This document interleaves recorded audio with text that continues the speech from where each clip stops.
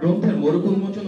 ফাতেমা সালাম রচিত রক্তাক্ত জুলাই বইয়ের মোড়ক উন্মোচন ও প্রকাশনা উপলক্ষে জাতীয় প্রেস ক্লাবে এ অনুষ্ঠানের আয়োজন।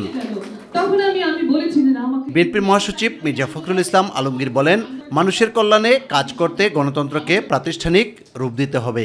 এখন মাঝে মাঝে মনে হয় সারাটা জীবন কি আমাদের ব্যর্থ হয়ে যাচ্ছে। বাংলাদেশকে আমরা দেখতে চাই কিন্তু একটা সফল দেশ হিসাবে, ফেইল্ড স্টেট হিসাবে নয়।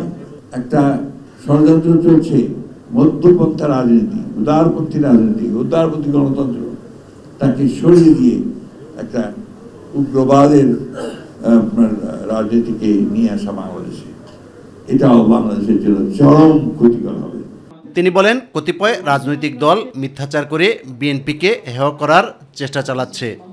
রাজনীতিতে বিভিন্ন রকম চিন্তা থাকবে, মত থাকবে, কিন্তু এখন যে পরিবেশটা আমাদের আছে, এই পরিবেশটাতে আমাদের জনগণ কিন্তু অত্যন্ত বিভ্রান্তির মধ্যে পড়ে যাচ্ছে।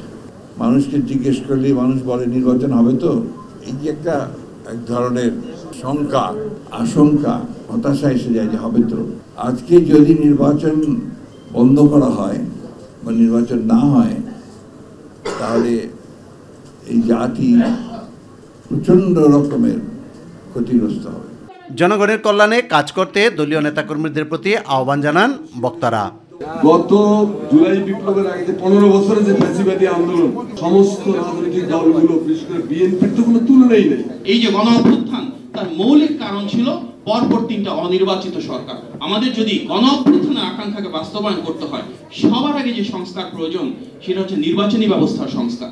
ইউসুফ আলী, মাই টিভি, ঢাকা। সাথে জড়িত যারা আমাদের ছাত্র দলের